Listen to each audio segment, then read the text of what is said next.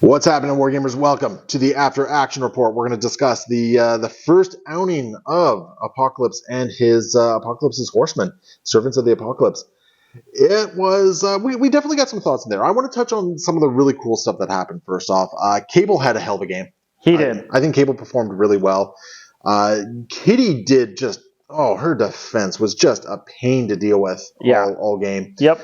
Even Storm, to an extent, like there was a lot of times I was trying to go into your team and I could not get that last point of damage through, and that really hurt my ability to kind of keep pushing things forward. Right? I agree, and we were talking before about how Archangel didn't really fit sometimes with like the Apocalypse side of things, whereas I feel like with these three, they all kind of. So yeah, you layered so much defense here that I theoretically, I had the attrition pieces to maybe deal with it, but when you were constantly rolling 4, 5, 6 dice while incinerated, no less. Well, and that first turn where you splashed me, you sent all my guys flying, and I'm like, oh crap, am I going to be able to keep my stuff together? But unfortunately, Blob has a couple of weaknesses, right? So he's got more than a couple of weaknesses. I mean, Energy and Mystic just chew right through him. Yeah. And I mean, I potentially made a mistake by eating Blob.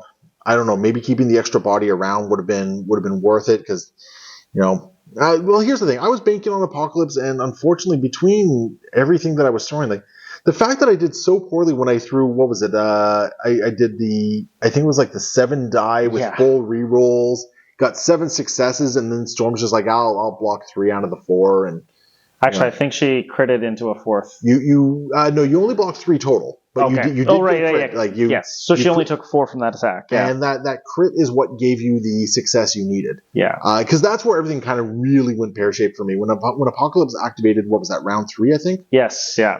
And that was like his second activation on that turn because he ate Blob?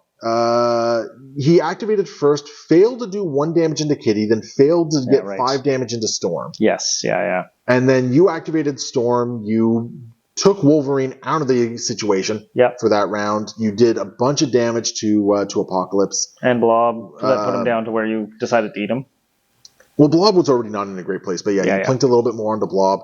And Apocalypse, like the fact is you teed up 5 damage on Apocalypse. Like right off that snap, yeah. And I was like, okay, well, I don't know how to deal with that, right? So it's like, okay, let's eat Blob and get another activation with Apocalypse. Now, part of me was part of me was dumb, but part of me was also like, well, it didn't really matter. Like pushing Storm all the way around was, it would have been nice to get her before she activated. Yeah. But still, I think I had to put 2 actions. No, I put 1 action into Kitty, finally took her. Yes. And then I did another action into Cable, and I think I did 1 point of damage. Yeah, it was gross. It was just like there was a bunch of times where Apocalypse just kind of fell through for me. So I think we need to talk about Apocalypse. Yes. I don't think Apocalypse is beefy enough for what he does. Yeah, I'm definitely feeling he's more like a guy who he's a big strucker. And I think he does a lot of cool things, but I think he might be I don't think he's as brawly as he appears. And yeah. And the problem is he doesn't have the same level of control either, right? Yeah. So, like, unlike a Thanos or a Malekith or a lot of other characters, like he's only rolling 4s across the board, which, okay, 4s for a 6 threat. Yeah, I'm not going to complain about 4 defenses and whatnot. He's got a good stamina pool at 7 and 8. I'm not going to complain about having 15 stamina. That's fine. There's 2 parts of Apocalypse that I think kind of fall short for me, and I felt it every single one. The first one is his Cower Before Me trigger on Biomorphic Arsenal. The fact that in order to get the throw off, they need to be both shocked and rooted before the attack was chosen. Yeah, and you could have done that to Storm at one point, but she couldn't be shocked, so you couldn't get the extra ability on there. Well, the problem is I also can't apply both shock and root with multiple wilds. I can only apply 1 per attack. Yeah, that feels wrong. So I need other instances of it, and I mean the problem is like this feels like an affiliation that likes to play with conditions, but the problem is you look at a lot of characters and there's not a lot of condition stacking going on. Yeah. Like, does Pestilence give out shock? Like Pestilence doesn't give out shock, so there's no other instance of that. It can do root, so okay, cool. But Famine doesn't give out any conditions. War, no conditions. Death, no conditions. Psylocke gives stun, Wolverine gives bleed, nothing from Blob, Toad can give incinerate. Like, the two conditions that you need in order to get the throw on Apocalypse there are so many hoops you need to jump through to get to it that I think Cower Before Me is, frankly, I don't think it's a powerful enough attack for a 6th threat. Yeah, it kind of feels like it doesn't come up, and it's sort of going to be a blank. Now, it is a 7 dice attack that does an extra little thing, but it just the throw is never going to happen. It's almost 7 dice. You choose your attack type. Those parts are powerful. I got no problems with that part. But the wild trigger feels so pointless to me. Yeah. If it was like, for every wild apply a condition, and then if you happen to get all of them, then you can throw. But the fact that you have to throw, like, the throw can only happen if they already had the 2 conditions before the attack was chosen. Yeah. It is a restriction that a lot of other 6 threats don't have. Yeah. This feels like Malekith could do a charge into a hit you and then throw you. Because the ferocity, or Thanos with just gets a wild and throws. Yeah. Hulk throws with or pushes with his thing, or I Hulk gets the throw. So it feels lacking. It feels like unnecessary gates on something that everybody else gets in his weight class. Right, and if he had that throw, I think he would feel a lot better. His damage output would feel a lot better. So that's part number 1. I could talk about Inseminur's Judgment, which is okay at best, frankly. Yeah. But the other thing is that only the strong remain.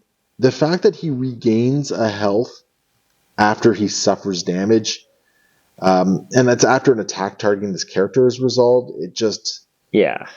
If that was just straight up damage reduction 1, I would feel so much better about that.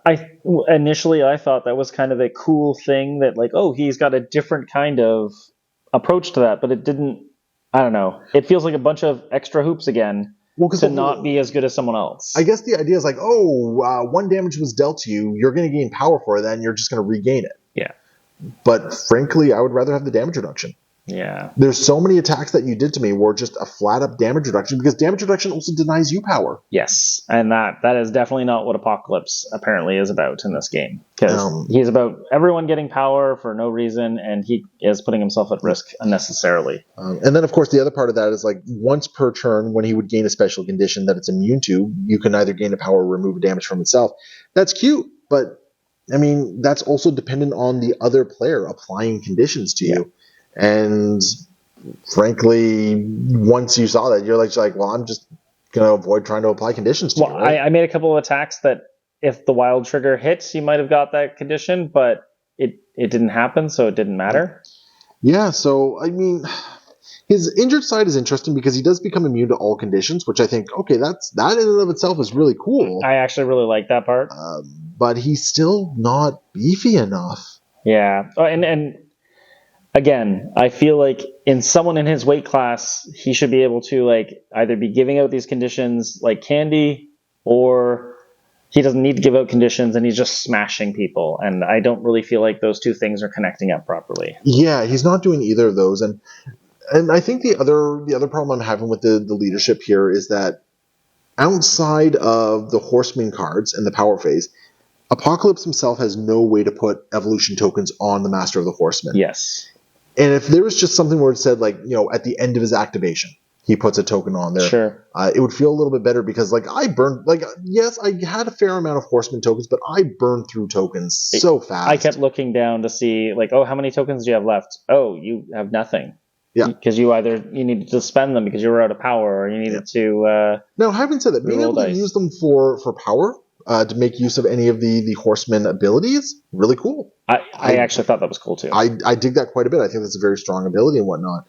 But I think that's kind of the whole thing though around Apocalypse.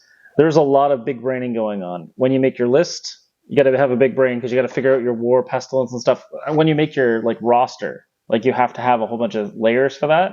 And then when you play your guys, you really have to go in the right order to get these conditions down to be able to get the things going.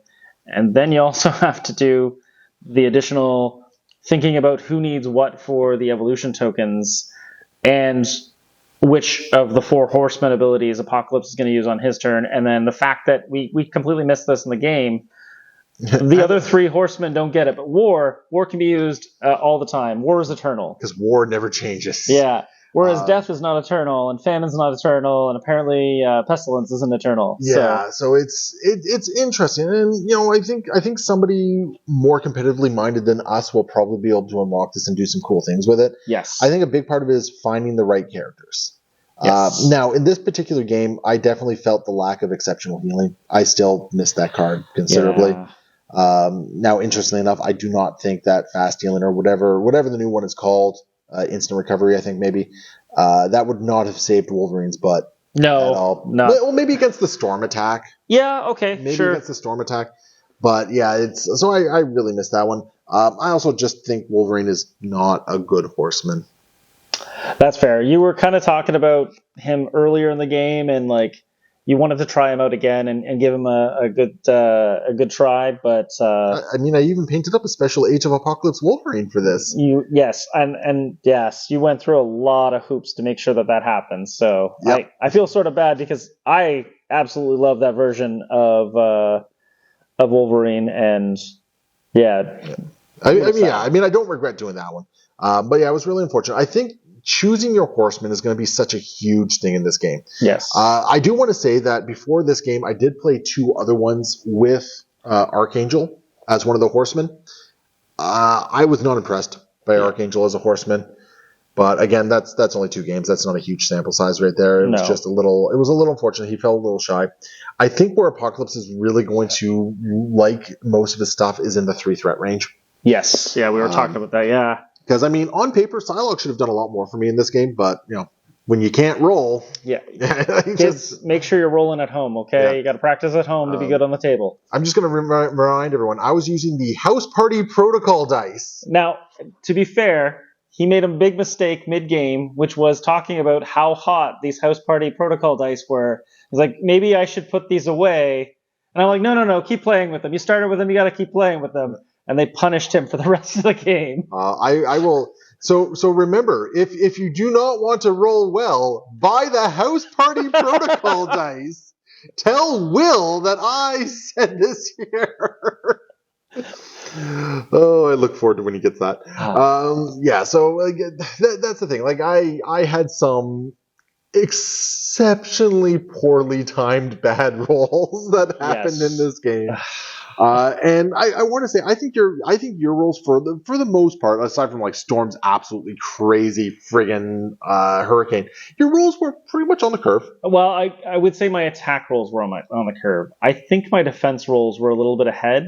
I had a whole bunch of guys who were incinerated that I gave like +2 dice to, so I'm rolling 4 dice, and I usually got like an average of 3. That's a little above average overall. It feels hard for me to know that because my attack dice were abysmal a lot of the So game. true. I'm so sad. It was what it was. Like obviously we're going to get more Apocalypse on the table. We're going to play around with different horsemen. I have this insane idea about having the Blob and Iceman paired together. Sorry, Wolverine, you're not making the cut anymore after this.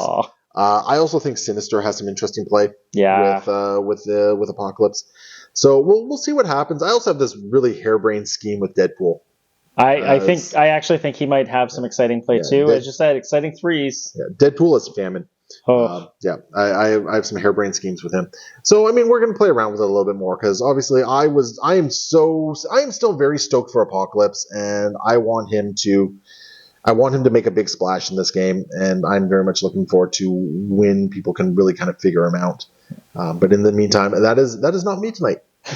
That was not me tonight. Troop, you very much handed my butt to my on a platter to me tonight. It happens. But you played a really solid X-Men team here, layering a lot of defense there, and you got the attack rolls in when you needed to. You kept focused, and you were able to really come back there. So well fought win there. Thank you. Yeah. So we'll see you guys next time. Happy wargaming.